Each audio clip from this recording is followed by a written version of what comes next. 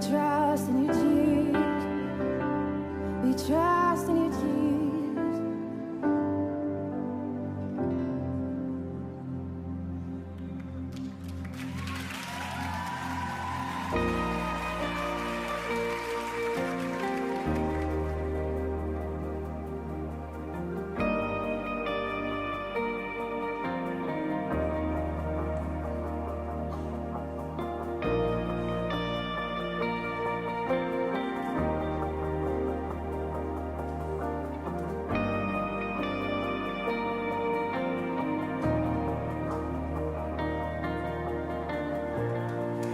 Though I walk through the valley of the shadow of death, though darkness surrounds me, I will not fear, no. I will not fear, no. Though I walk through the valley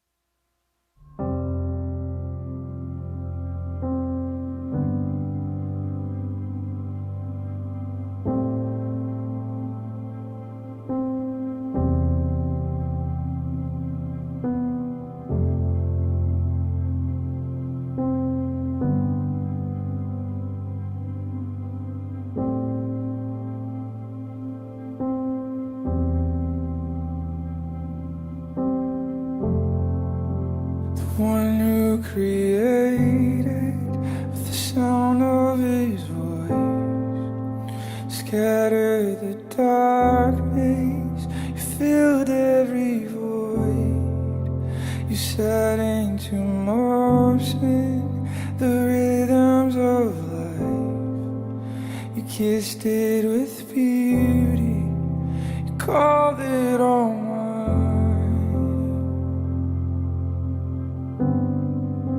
You called it all mine.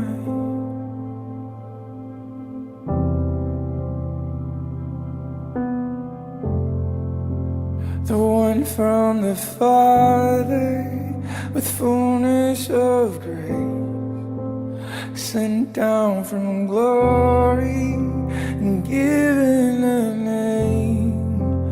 You chose all the lashes, the cross and the grave, but earth could not hold you, oh Lamb that was slain. Yeah.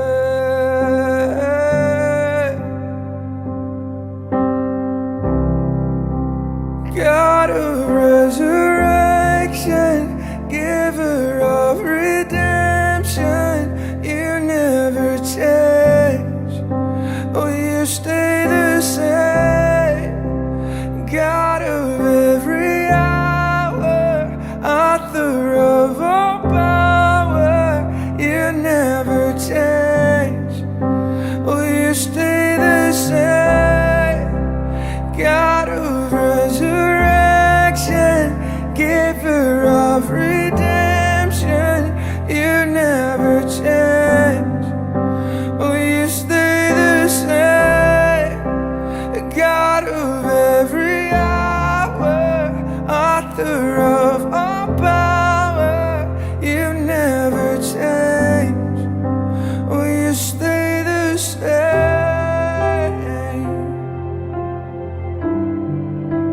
I know you stay the same.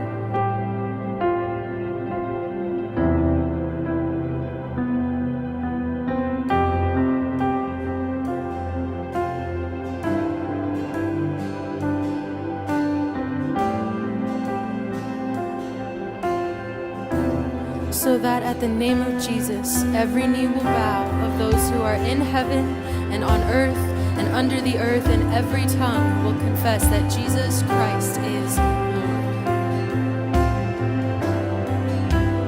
Death could not hold, the veil tore before you. You silenced the boast of sin and grave. The heavens are roaring the praise of your glory, for you are raised to life again. You have no rival, you have no equal, now and forever, God, you reign. Yours is the kingdom, yours is the glory, yours is the name above all names.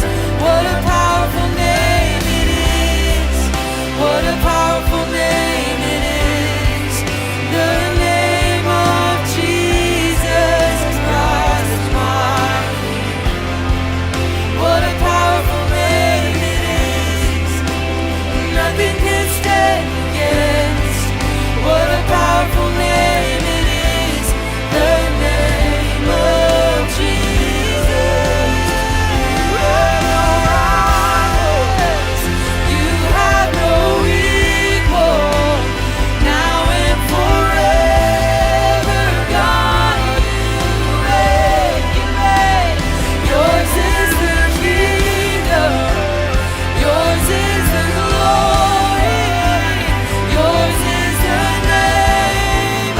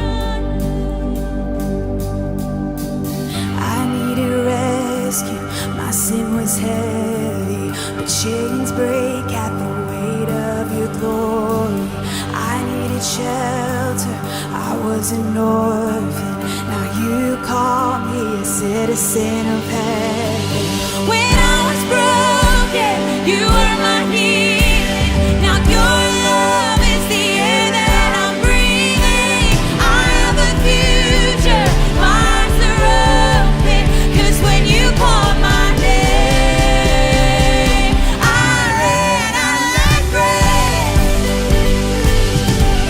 out of the darkness into your glorious day. You called my name, and I ran like rain out of the darkness into your glorious day.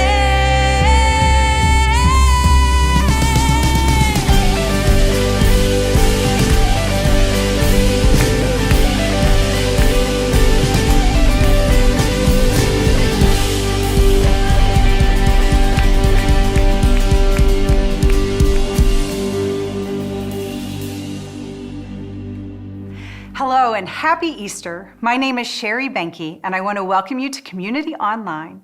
Today is the day we celebrate that Jesus is alive. I am so glad that you're here. As we get started, let me encourage you to share this link via text or social media with your friends, family members, coworkers, and neighbors. We would love for them to join us, and your invitation can make that happen. So go ahead and share this link right now. If you're new to Community, let me say a special welcome to you. We would love to hear from you so that we can learn your name and start to get to know you. Simply text HELLO to 331-226-1686 to access our online communication card. Fill that out and someone will reach out to you in the next couple days. And don't forget, you can also reach out for prayer during this service by texting PRAY to that same number or by clicking on the prayer button. Our prayer team would love to pray for you. Here at Community, we are committed to helping people find their way back to God. People just like me and people just like you. All of us are on a spiritual journey, and at Community, we believe that journey is better traveled together. That's why we celebrate together weekly in services just like this one, to help one another grow in our love for God. It's why we connect in the week in small groups to grow our relationship with others in the church.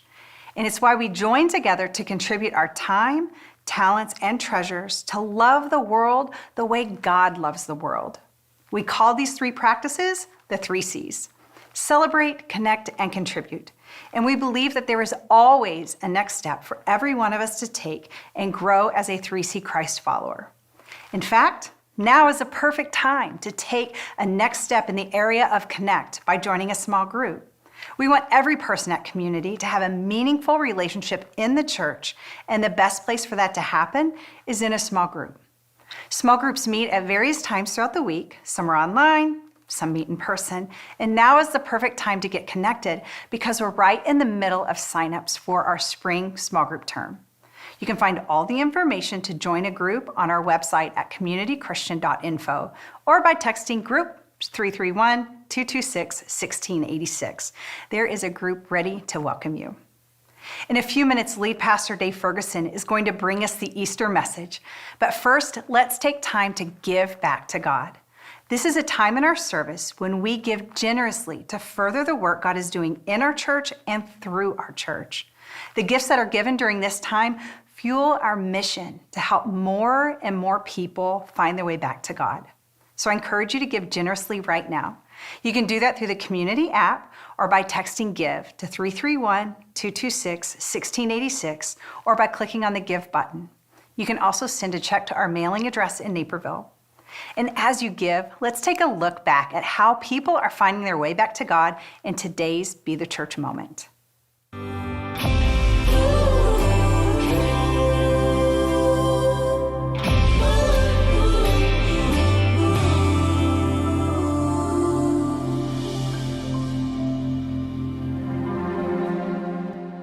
Today is one of those days that is very hopeful.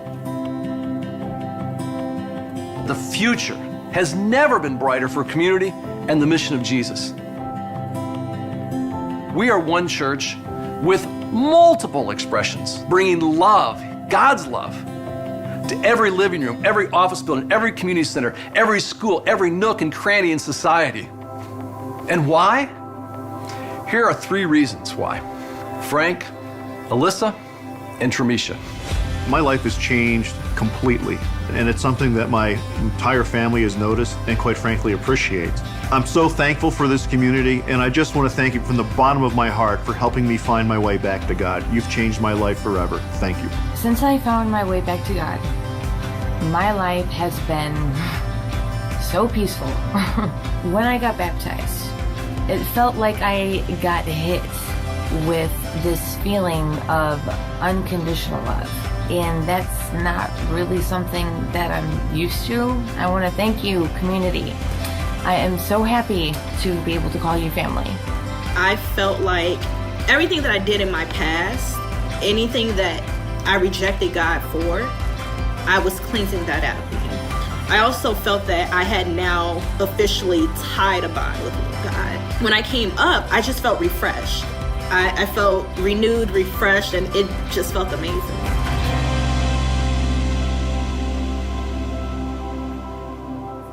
Happy Easter, community. To get us started, I need you to help me with something this Easter morning. We don't have a lot of traditions around here, but one that we do have, whether we gather in person or online like we are, is taken from the Orthodox tradition. And it's where I will say, Christ is risen, and then you respond with Easter enthusiasm, He is risen indeed. Are you ready? Now, I've asked the tech team here, the creative team, to kind of chime in, so you're going to hear them. And you can respond either in the chat or, you know what, just say it out loud wherever you are. Here we go. Christ is risen. He is risen indeed. I love it. All right, now one more time. This time, either louder or just add exclamation points. We want to make sure the neighbors know that it's Easter. Here we go. Christ is risen. He is risen indeed. And yes, it is that incredible truth that Jesus is alive, that death could not hold Him down. And that's what gives you and gives me, gives us hope in any and every situation. I want to begin this Easter message, first of all, just kind of keeping it as real as possible. Now, while I totally believe in my head, Christ is risen, and I do, this year, it's harder for me to feel it in my heart. And while Christ is risen is what I absolutely know, there have been too many times over the last year where it doesn't match my emotions inside.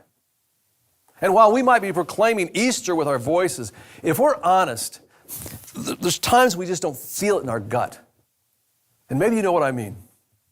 And I want to be with Mary proclaiming in the garden, Christ is risen. But here's my question for you. What do we do? What do you do when life feels like you're still in the grave? See, a part of my morning routine is I will catch up on current events by scanning through several different newspapers online that I subscribe to. And I do this almost every day. And I found several times this past year, I would just kind of pause and reflect and think to myself, after looking at the news, this cannot be the way it's supposed to be. This is not at all how God meant for us to live. You ever have that feeling? And I know a big part of what I'm feeling has to do with the global pandemic that took the lives of more than 2.5 million people around the world. And it's almost like it casts kind of this giant shadow over the empty grave of Easter. But for me, it's even more than that once every 100-year disease. There are other things in our world that are so broken. Did you know that for every 100 children born around the world, 9 of them will die before the age of 5? 18 of them will not get to attend school, of whom the majority are girls. Another 18 will not have access to clean drinking water. And 32 of those 100 children will suffer from malnutrition. And it is just a brutal reminder that our world is broken. And I'll tell you, when we hear stats like these, we can't help but think, this is not the way it's supposed to be. This is not at all how God meant for us to live. Do you feel that? I think there's no escaping the reality that our world is definitely broken. And it's not just over there. It's also closer to home. Our nation is broken. Last week, the heartbreak took place in Boulder, Colorado, with 10 lives needlessly lost. And I'm texting friends I know there to see if they're okay. The week before, 8 lives were lost in Atlanta 6 of them Asian American women, murdered. And you would think these things would unite us, but even our pain seems to divide us. You see, in our pain, we should come together and console one another. But the truth is, we don't trust one another as a nation or as individuals. Our teaching team did a little homework. Back in 1964, 77% of Americans said they trusted the U.S. government. Yeah, we trusted. By 1997, that number dropped 13% to 64% of Americans said they trusted the U.S. government. Today, only 30%, actually less than 30% of Americans fully trust our government. And strangely, we are unified about not trusting our government, but not all of us for the same reasons. And it's not just a distrust of our political leaders. We don't actually even trust each other.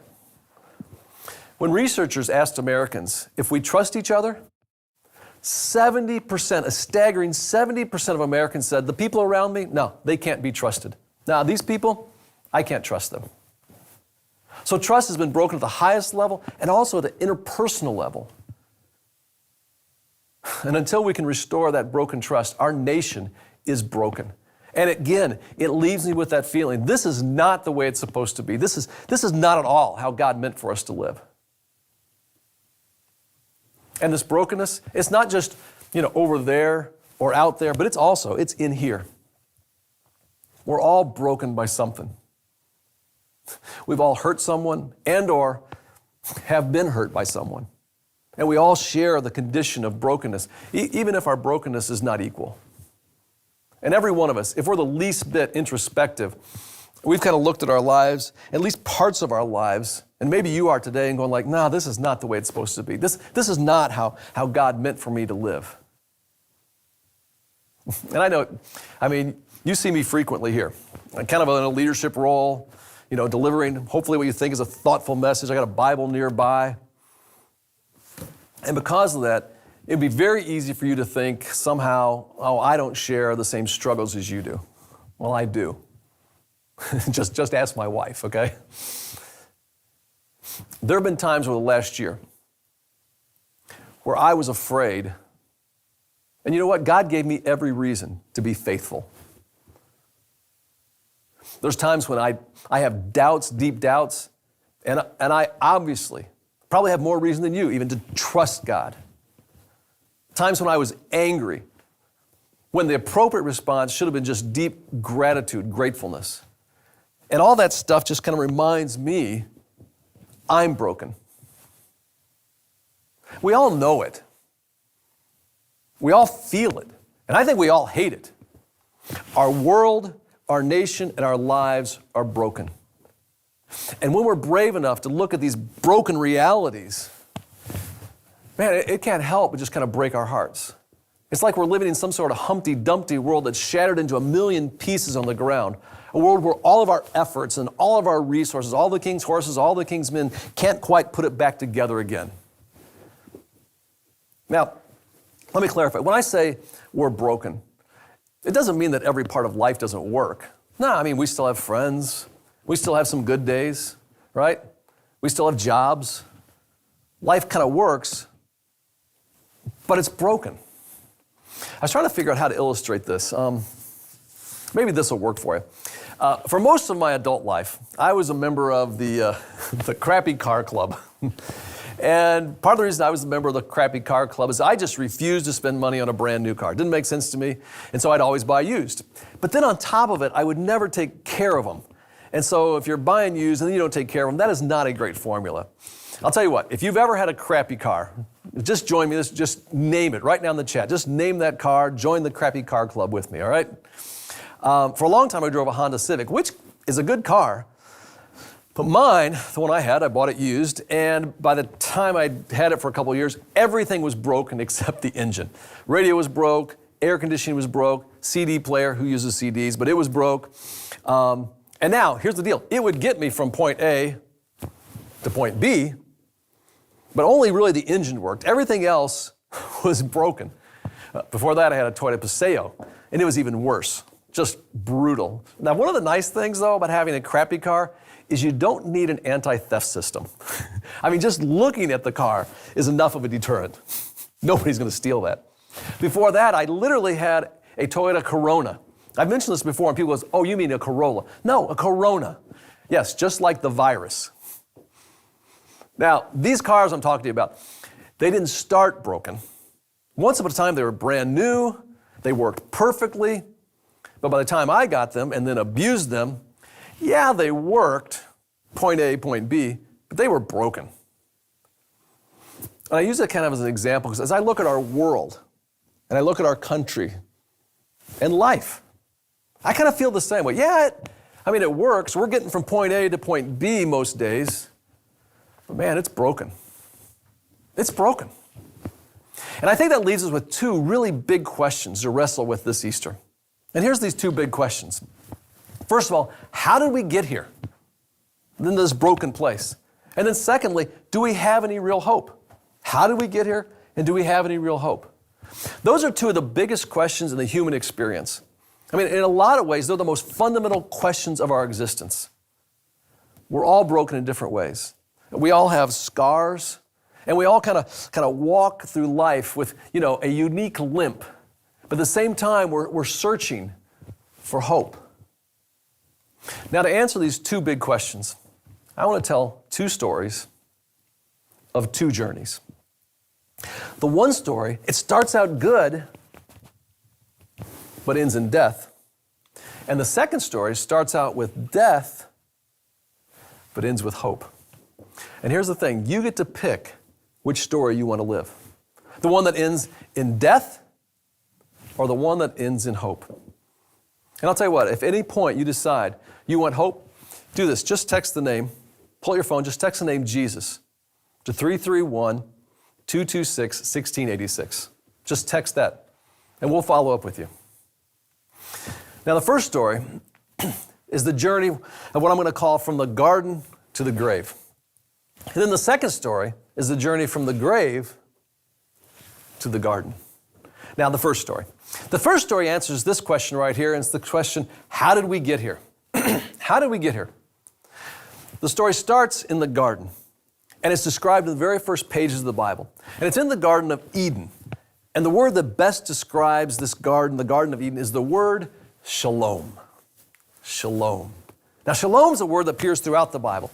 And while the word shalom in English is translated peace, it means peace, but it's actually something much bigger and even more inspiring than what you typically think of when you hear the word peace. Because when we hear peace, we think of, I need some peace and quiet, like an end to chaos. And shalom is that, but it's much, much more than that. Or maybe we think of peace as like a ceasefire, an end to fighting. And shalom is that, but it's much, much more than that. When shalom is used to describe the Garden of Eden, where Adam and Eve lived, it describes a world operating exactly as God intended it to. Nothing's broken. Nothing. Everything works flawlessly, beautifully, perfectly. See, in shalom, in that experience, there is no hurt. In shalom, there is no pain. In shalom, there is no death. So in the Garden of Eden, before the fall, there was perfect, imagine this, perfect shalom. And the first people, Adam and Eve, they lived in this shalom, and because they were there, they were fully alive. Or as we talked about last week, they were fully human. And things didn't just work. They didn't just get from point A to point B. No, they worked perfectly because nothing was broken. But the first story doesn't stay in the garden. When Adam and Eve choose to do life their own way and broke relationship with God, it had devastating effects. See, that was when brokenness then entered the world. They actually had to leave. They had to leave the garden of shalom. The very fabric of the created order of the world began to unravel. And all of creation began to experience not shalom, but a lack of shalom. And now suddenly things were not at all as God meant for them to be. Humankind was broken. And people started living lives that were less than fully human. The Apostle Paul just concisely explains how this happens in Romans chapter 5. Take a look at this. He says, for the sin of this one man, Adam, caused death to rule over many. See, this is how death and actually the brokenness we talked about entered the world. That's when it entered the world. And we still feel it. I mean, this last year, it was a year for me filled with death and funerals. Think about my Aunt Jean. My Aunt Jean, one of the sweetest ladies I've ever known. Or Chris Chrisman, I mean, you just say, good guy. Love Jesus, what a good guy. Jessica, so beautiful, so much potential. Nadia, someone who was so hopeful, always encouraging other people. Michael, someone who had so much ahead of him. Stacy, who was this person who just ruthlessly loved the people around her. Lost. And I'll tell you what, I've probably been to more funerals than anyone listening to my voice right now. And at every funeral, every time, I always have this thought, I always have this feeling, this can't be the way it's supposed to be. This is not how God meant for it to be. But you know what happened? Death had entered the world. And because of that, now Adam and Eve were on a journey from the garden to the grave. And this journey from the garden now to the grave is a journey full of brokenness, full of sickness, disease, war, prejudice, distrust, and ultimately death. How did we get here? That's what we ask, right? How did we get here? The journey from the garden to the grave, it started with Adam, but then it continues for generations until it gets to people like me or people like you who do just like Adam did, and we reject God and we do life our own way. And that just fractures the world, fractures our lives. It brings brokenness. Now imagine if it ended there, if it ended in the grave, if that's where the story ends. And maybe you feel like that. Maybe you feel like that's where your story is today, that things are broken. Relationally, you're going like, man, some of the people I love the most, things are broken and I can't put it back together. Or emotionally, this last year has taken a toll on you and just emotionally you feel broken. Or spiritually, you feel like there's been a break and a distance between you and God. And the only thing that's for sure ahead is death. And none of us want to live like that. We long for, we look around for, we hope for something more. And see, that's what brings us to the second big question. And it's this: do we have any real hope? And the answer is an emphatic yes. Yes, there's hope. Yes, there's hope for you personally today. And yes, there's hope for us relationally. And yes, there's hope for our world globally. And it's because the first story, from the garden to the grave, actually has a sequel. And the sequel is a second story, and it's the story from the grave to the garden. If we go back to Romans 5:17, Paul explains both stories. And here's what he says. The first story: for the sin of this one man, Adam, caused death to rule over many. Now, here comes the sequel. And this is one of those occasions where the sequel is actually better than the original. But even greater is God's wonderful grace and His gift of righteousness for all who will receive it. It's for all of us, any one of us who will receive this. And here's what He's offering us: a triumph over sin, our own personal brokenness, and death, ultimately. How? Through this one man, Jesus Christ. And that's exactly what Easter's all about. That is exactly what Jesus' death and resurrection accomplished. And that is the story of Easter. Death overcome by life, despair conquered by hope. A story that seemed to have this fatal ending becomes a sequel with an eternal beginning. That's exactly what Jesus' resurrection accomplished. And it only seems fitting that Jesus' resurrection took place in a garden. On that first Easter morning, one of Jesus' followers, a woman named Mary, came to the grave. She came to anoint His body on the third day after His death. But when she gets there, the grave's empty. She thinks somebody's stolen Jesus' body. She doesn't know what to do. So she's standing there just crying, weeping. I want you to take a moment to picture how incredible this scene really is. Mary is literally looking into the grave. Over her shoulder is the garden, and it's Easter morning. She's exactly where many of us are this Easter morning. We're facing death. That's where we're headed. But as we move in that direction, we're looking all around for hope. That's what she's looking for. Stuck between the grave and the garden. But she doesn't know it yet. And in just a moment, she's going to be the first witness to the resurrection of Jesus. In a moment, she'll be the first person called by name from the grave back into the garden and hope. Let's pick up the story in John chapter 20, verse 14. It says this: she turned to leave and she saw someone standing there. It was Jesus, but she didn't recognize him. All right, I got to pause for a second. This is one of those small details that makes the resurrection story so believable for me anyway. I mean, here you have the greatest event in human history, and she doesn't recognize him. I mean, you don't make that up. You don't add that to a story. That had to have happened. It goes on, and Jesus speaks, says, "Dear woman, why are you crying? Who are you looking for?" She thought he was the gardener. Oh my, this is now becoming like a blooper reel, right? "Sir," she said, "if you've taken him away, tell me where you've put him, and I will go and get him."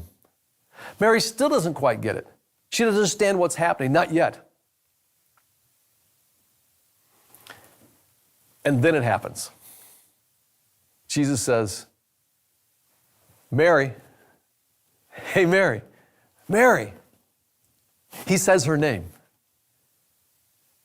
Jesus is speaking to her now words of hope. And she turned to him and she cries out, "Teacher, Jesus, it's you."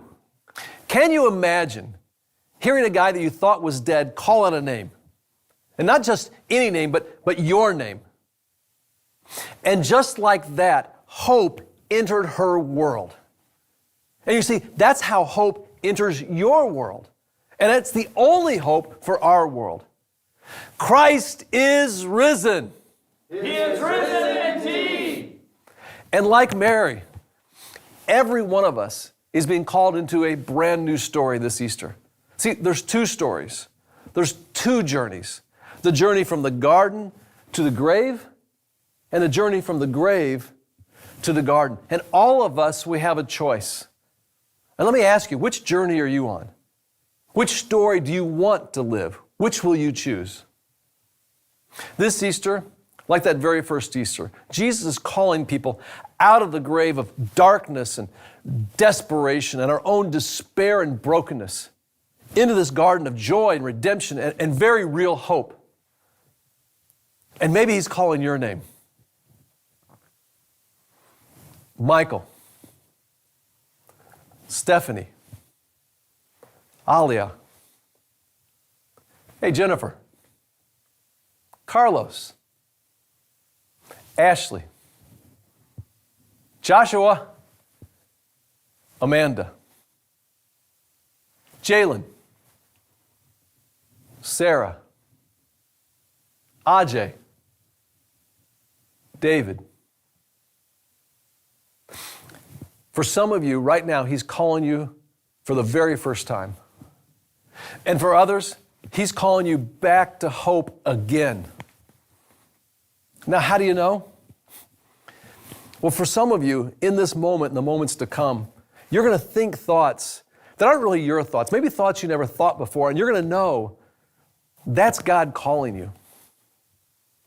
For some of you, it won't be so much what you think, but it'll be more what you feel. You're going to be moved emotionally. Maybe you're already feeling it. And if you feel something inside, I'm telling you, that's God. That is God moving inside you. For others, you're going to be prompted, actually in your spirit. And that's the Spirit of God. And as that happens, you're going to know that can't be anything else other than God. And I want you to be extra sensitive to that right now. Because that will be a moment that you look back on where God, He pulled you out of the grave into the garden and gave you hope. In this next moment of both song and story, I want to introduce you to my friend Melissa Sagavo. She found hope after experiencing a heartbreaking death of someone she loved dearly. She has firsthand experience of traveling that journey from the garden to the grave. But it was Jesus who personally called her and offered her a brand new story, a sequel out of that grave into the garden. Now, at any time during this next moment of both song and story, we invite you to prepare and take your communion elements. Just take a piece of bread, and something to drink will do. The bread is a reminder of Jesus' resurrected body. Take the cup. It'll be a reminder of Jesus' blood. And as you do, you're saying yes to Jesus, a Jesus who's calling you out of the grave into the garden.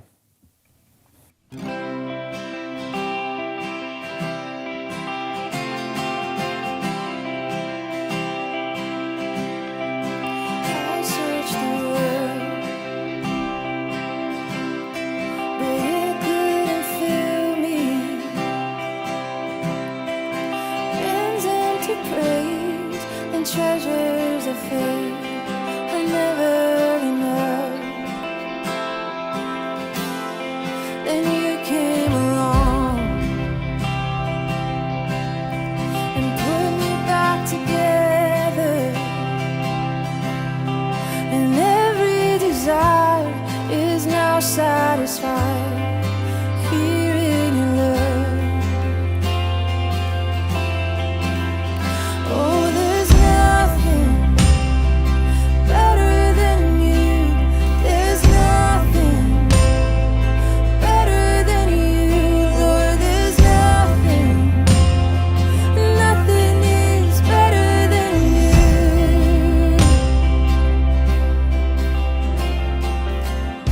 My name is Melissa Sagavo, and this is my story. I met my husband Bizo in college. We dated for 4 years and got married in 2005, and we were really happy. And we had always had a dream together to go to his home country, Papua New Guinea, to serve people. He was offered a job in 2013 in New Guinea, and so we went, started a new life overseas. He was working, I was teaching art, and we had a beautiful life together. We were building a home, and it was awesome. My husband was playing soccer, and all of a sudden he threw his hands up and fell backwards on the field. I was terrified. It was a flurry of activity. They started CPR. They worked on him for 45 minutes, and that was it. He was gone. So I was sitting on the floor of the clinic with my babies. They had been there at the game watching him play, watched him go down, and then there were tons of people and it was chaos. And so I had to tell them, hey, yeah, Daddy isn't here anymore. I'm a strong girl, I kind of pull myself up by my bootstraps and kind of make it and figure it out and be okay. But when I think about them, not having their dad, it's a whole nother story. I'm not afraid to show you my weakness, my failures and faults.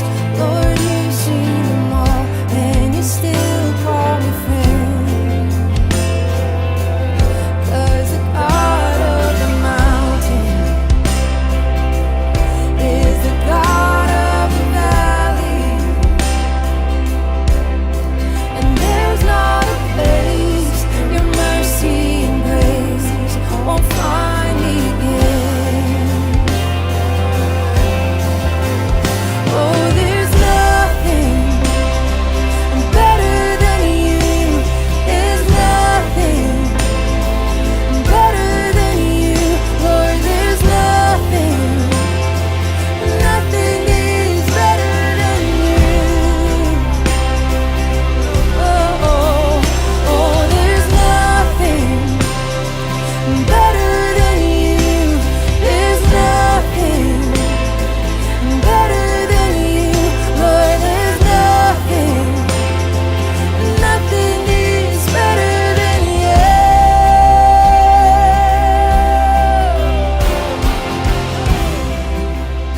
you. We had to leave New Guinea. I started a teaching job here in the States. We moved in with my parents, and it was so hard. It was so rough. I've asked why over and over and over and over again, to be honest. There's this part of me that knows that God was present, and there's a part of me that feels like he wasn't there. And that's really hard to reconcile. When we were still in New Guinea, after we had buried Bizo, I decided to break a bunch of dishes, the dishes we registered for when we got married. Threw them together against big sheets of plywood with loud blaring music, and I cried and I screamed and I swore. I just kind of let those dishes have it. So with all those broken dishes, we swept them up, put them into buckets. I think I had 3 or 4 big buckets full of dishes, and I made a beautiful mosaic on the top of his grave, and his brother poured the cement for me. That was super healing for me because I felt like I had a space to let that rage out, and I had a place where I was able to declare, this isn't right, this isn't fair. But then I was able, with that brokenness, to gather all those pieces together and make something beautiful out of it. You turn mourning to dancing. You give beauty for ashes. You turn shame into glory. You're the only one who can. You turn mourning to dancing. You give beauty for ashes. You turn shame into glory. You're the only one who can.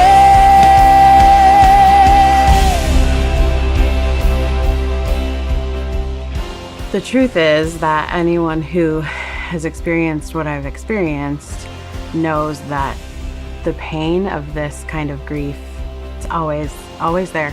But what I can tell you, I have seen God at work consistently, all along the way. After getting to work with a grief coach and having that just really kind of change my perspective and sort of get me to the other side of the grief, I had an opportunity to train to become a coach. And I said, yes, why, let's do that. I mean, what is life if we don't, utilize even the most broken parts of our stories and the most painful things, despite tragedy, despite being in a position where you feel like you don't know how you're going to survive it. You can still trust God in the middle of that. He's big enough to hold our sorrows and our grief and our pain and death.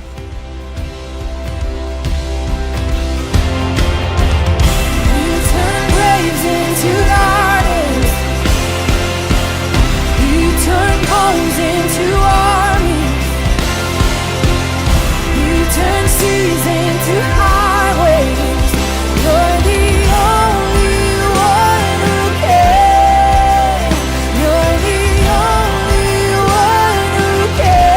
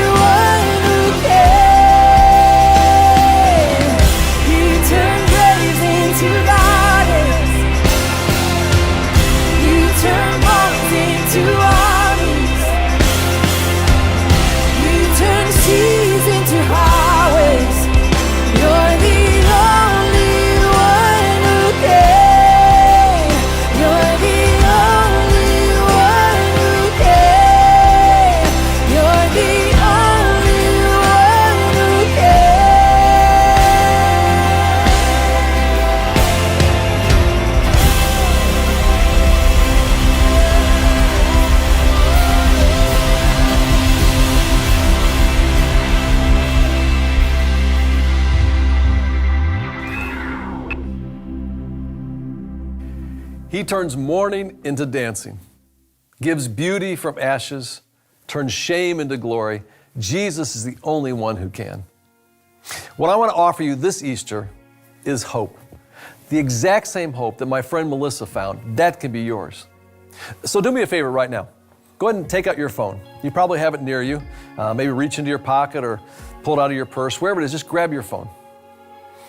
As you heard today, there are two stories. One that ends in death and one that ends in hope. And if you want hope, just text the name Jesus to 331-226-1686. That's right, just JESUS to 331-226-1686. You see, our mission here at Community is to help people find their way back to God. We want to come alongside you and help you on that journey from the grave to the garden, to help you find hope, the hope that Jesus offers every one of us. But let me ask you, did you at any point today, during our time together, sense that God was maybe calling you? I mean, for some of you, it feels like it's just something that has to change. That's the thought that comes to your mind. Something has to change. If that was your experience, I'm telling you, God was calling you. For others of you, you found yourself kind of emotional, unusually so. You felt something you don't normally feel. If that was your experience, that's God moving inside you. For still others, maybe it was a tug kind of in your spirit. That's God's Spirit calling you. And if that's the case, here's what I want you to do. I want you to respond by texting the name Jesus to 331-226-1686. And when you do, we'll follow up with you and help you take your next steps in your new story with Jesus. Now, maybe the next step will be a part of an Alpha small group where you can meet with others and discuss some of life's biggest questions and learn more about what it means to be a follower of Jesus. Or maybe the next step is to be a part of Explore Community and to learn more about our church and how you can get involved. Or maybe the next step is to take our baptism class and learn more about this important step of publicly declaring a new direction and a new story with Jesus. We're here to help you find your way back to God. So go ahead right now. On your phone, just text Jesus to 331-226-1686 so that someone from Community can follow up with you soon. See, Easter's all about Jesus bringing hope into your life and your situation. And He invites every one of us to journey with Him from the grave to the garden. And my prayer is that you'll say yes to a God who's calling your name. Happy Easter, Community. I'm so glad you're able to join us this Easter. As we wrap up, let me remind you that Jesus is calling your name, inviting you on a journey from the grave to the garden. If you sense that God is at work in your life, prompting you to respond to Jesus, don't let this moment pass you by. I want to encourage you to take the action Dave challenged us to. Text the name Jesus to 331-226-1686, and someone will follow up with you in the next couple days to help you take your next steps with Jesus. Thank you so much for joining us today.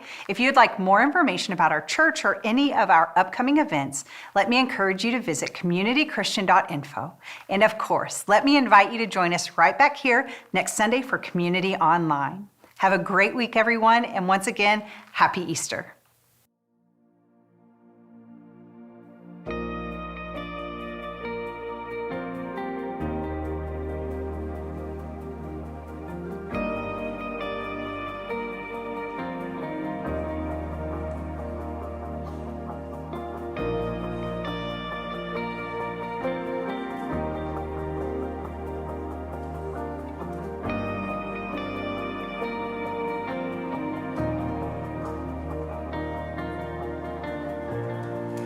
Though I walk through the valley of the shadow of death, though darkness surrounds me, I will not fear, no. I will not fear, no. Though I walk through the valley of the shadow of death,